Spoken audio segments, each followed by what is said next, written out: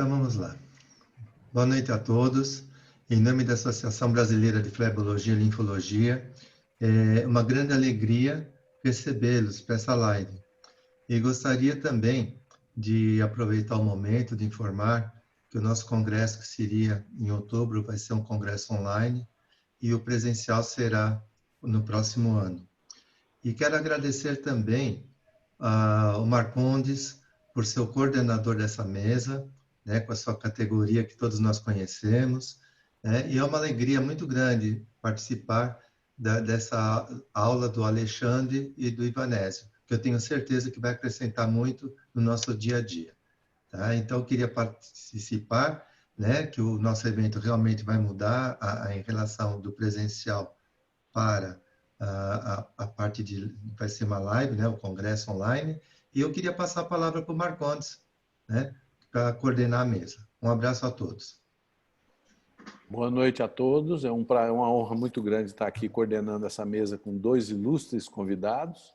Além da turma que está participando na sala, meu professor Fausto Miranda Júnior está aí, Dr. Herz, meu amigo pessoal, Dr. Alcides, infelizmente, o Júlio Pleclá acabou de entrar, o vice-presidente da sociedade, então nós estamos prestigiados, viu, Carlos? Oh, maravilha.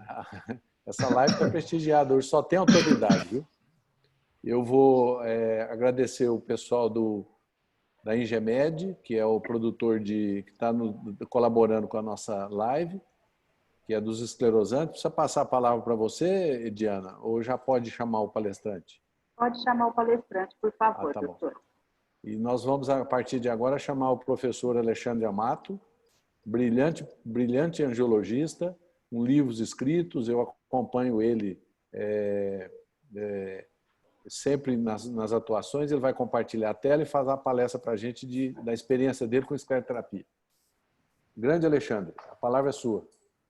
Obrigado pelo convite, obrigado pela oportunidade de falar desse assunto bem legal, né? Acho que todo mundo... Será que esses vídeos aqui do lado estão atrapalhando? Deixa eu ver aqui. Vou colocar na outra tela. Pronto. Ok. Então, a pergunta é como eu faço escleroterapia em pequenos vasos, né? É bem interessante isso, porque eu já fiz de tudo um pouquinho. Então, acho que eu tenho alguma coisa para falar. Não sei se vocês conhecem a parábola de Scott. A parábola de Scott é o equilíbrio entre o equilíbrio técnico e a inovação, né? Quando aparece alguma novidade, alguma tecnologia nova, ela é uma ideia promissora, que ela vai evoluindo até poder chegar em algum momento num tratamento padrão, até que venha alguma outra tecnologia que a substitua, né? Algumas pessoas começam a adotar a tecnologia logo no comecinho, né? Enquanto ela é só uma ideia promissora. Outros adotam só quando é um tratamento padrão. E tem os retardatários também, que vão adotar quando já passou, né? Então, é bem interessante ver isso com o tempo que foi passando. A gente foi adotando algumas tecnologias, elas saíram de moda, né? Então, como eu faço? Como eu faço, me parece uma pergunta se... existe um padrãozinho, uma fórmula de bolo que resolva todos os casos, né?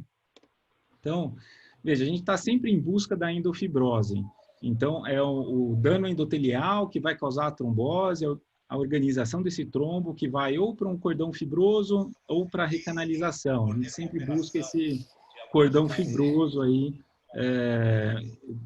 para que suma o vasinho ou o vaso, né? Então, em busca da endofibrose, a gente vai causar a apoptose celular por várias técnicas, por várias energias diferentes. Então, o que a gente já tentou? Né? Já foi tentado a energia cinética, mecânica, com corpo em movimento, potencial química, só ver as substâncias que já foram usadas, potencial elástico, elétrico, térmica, luminosa, com laser, né? Quase todas as energias já foram usadas para fazer vasinho desaparecer. Agora, não foi tentado ainda, né, o potencial nuclear, gravitacional ou radiante, né? Se alguém tiver alguma ideia de como usar isso, me fale que seria interessante.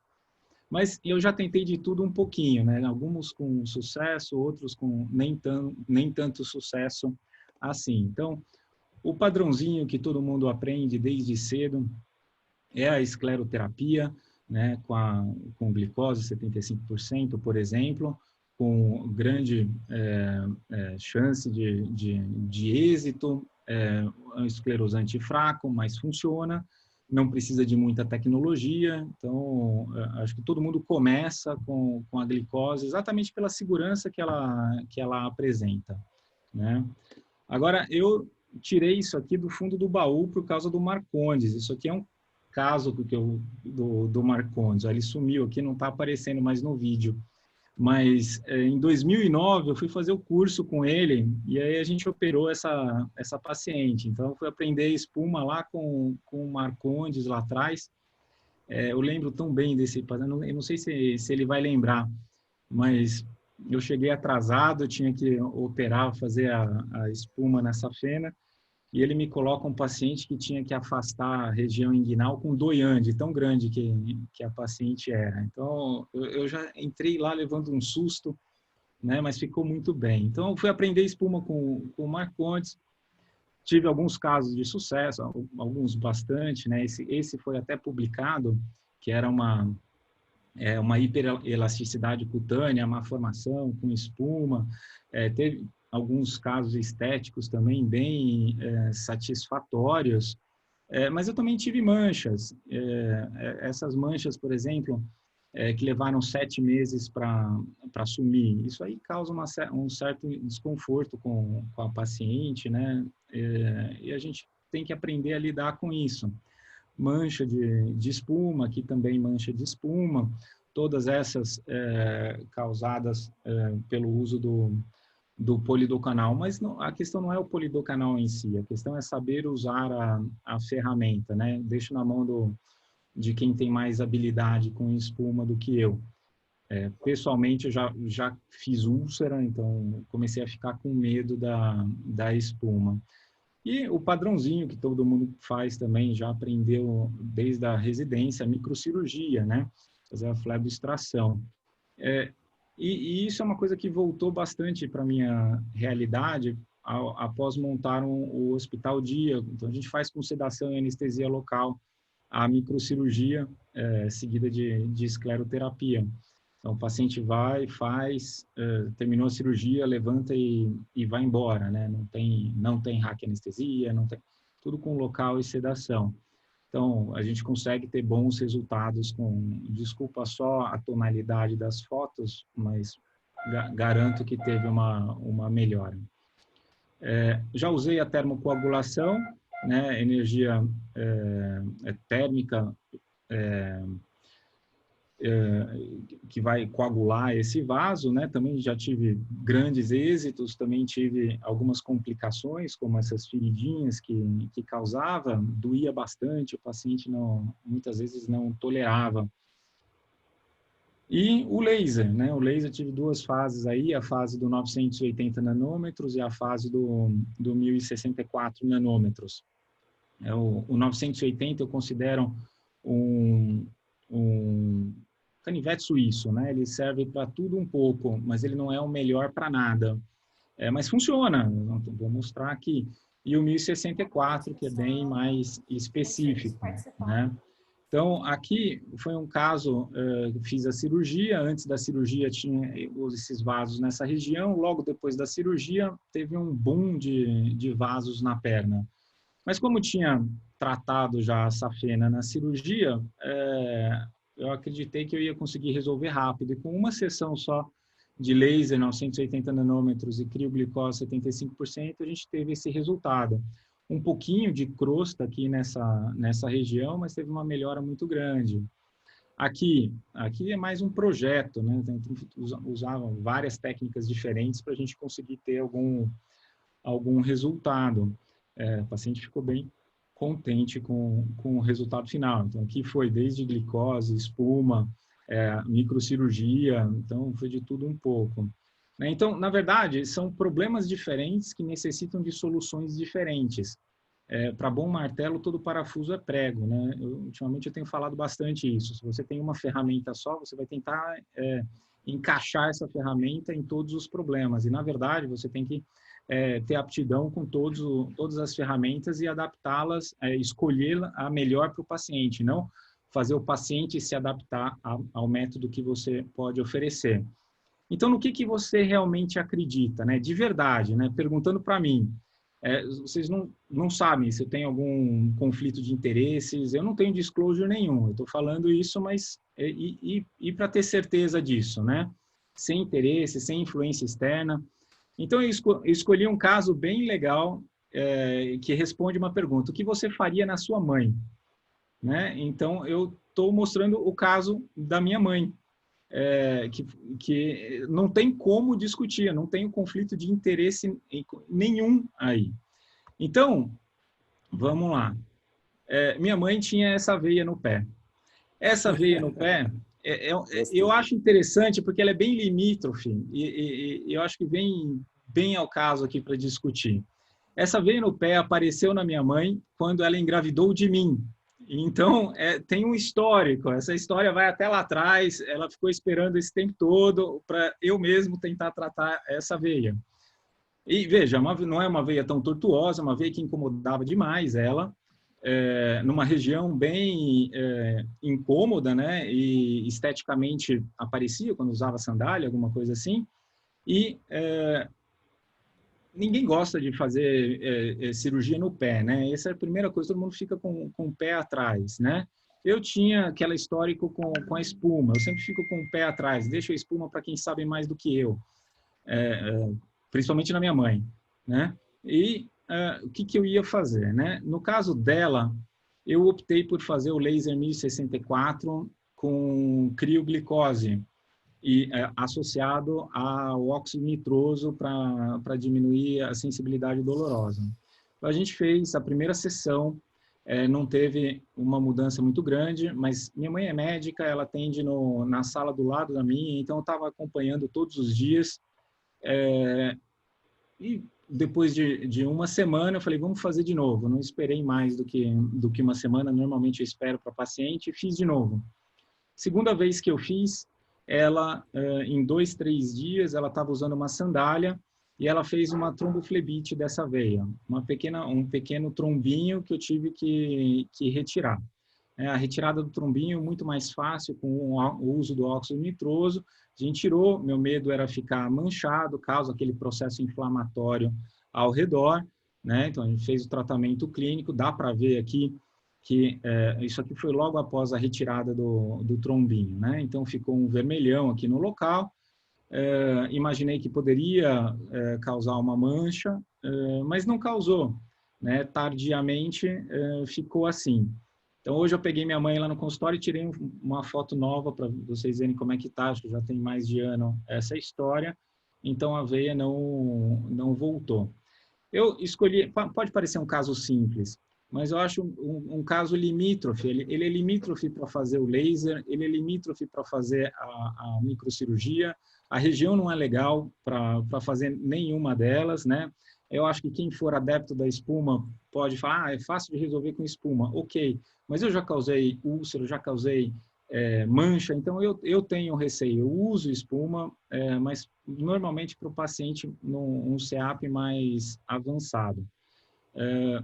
Então, hoje em dia, o que eu faço? Para pequenos vasos, né? Se for só telangiectasia, eu vou fazer técnica combinada, laser e escleroterapia, com crio e esclero, com óxido nitroso, principalmente se o paciente não tem receio do custo disso e do tempo, porque às vezes a gente precisa de algumas sessões para resolver isso. Agora, se o paciente tem reticulares e telangiectasias, eu vou levar para microcirurgia com escleroterapia intraoperatória ou para a técnica combinada do laser e escleroterapia. A separação dos pacientes está mais por uma questão de logística e de custo do que até uma questão médica. O resultado é bom nos dois, eu considero, né? Tudo isso é uma opinião pessoal. a preferência para microcirurgia para o paciente quando tem muitas reticulares, ou se ele quer usar o convênio, vai usar o reembolso, não quer gastar, a microcirurgia intraoperatória, a microcirurgia com escleroterapia intraoperatória é melhor, né? A gente faz com anestesia local e sedação, o paciente terminou, levanta e vai embora, nível ambulatorial. Agora, se o paciente tem receio de centro cirúrgico, medo de centro cirúrgico, qualquer coisa desse tipo, a gente passa para a técnica combinada com o laser. Então, eu queria mostrar esse vídeo aqui que eu acho bem interessante. Esse é um senhor que tem um déficit mental e cognitivo e que ele faz obras de artes com a máquina de escrever, né? Então, a questão é qual é a ferramenta que você está usando. Não é qual a ferramenta que você está usando, mas o uso que você faz da ferramenta. Então, se você se torna um mestre em alguma técnica, você não precisa ter todas, você precisa ser bom naquilo que você se propõe a fazer. Então, eu vou colocar aqui um pouquinho para frente, mas essas obras de artes aqui, ele faz com a máquina de escrever. Então, pode dar um pincel para mim que eu não consigo fazer melhor do que ele com a máquina de escrever. Não é a ferramenta ideal, mas ele consegue, porque ele treinou, porque ele tem habilidade para isso. Então, não foque tanto na ferramenta, mas na maneira de usar a ferramenta. Então, 18 minutos. Era isso que eu tinha para falar. Agradeço o convite e fico à disposição para tirar qualquer dúvida. Alexandre, perfeita a sua aula, muito boa, muito bem colocado. Você, como sempre, brilhante. Gosto das suas colocações. Ainda mais que você mostrou um slide meu, eu fiquei mais satisfeito. Lembra desse caso? Demais, velho. Eu tenho Então, ele fotografado. Lembra com o Doyan? Porque era uma safena de quase 20 milímetros na crosta, por isso que eu ligo ela. A paciente também era pequenininha. Era enorme, era enorme. Agora nós vamos chamar o professor Ivanésio Merlo. Foi presidente... Oi, pois não. Antes do Ivanésio começar a aula dele, eu gostaria assim, que nós agradecêssemos o patrocinador que está nos ajudando com essa live, né? Eu vou projetar aqui para vocês a propaganda do nosso patrocinador, do Ingemed. Então, se você quiser falar alguma coisa sobre ele, doutor Marcondes. O Ingemed é um produtor de esclerosante confiável, como vários outros no mercado, e que é um parceiro interessante. Eu, pessoalmente, uso esse esclerosante deles, gosto muito e recomendo. Eu acho que é um bom esclerosante e por hora, é nosso parceiro nessa live, tá bom? Era isso que eu tinha que comentar.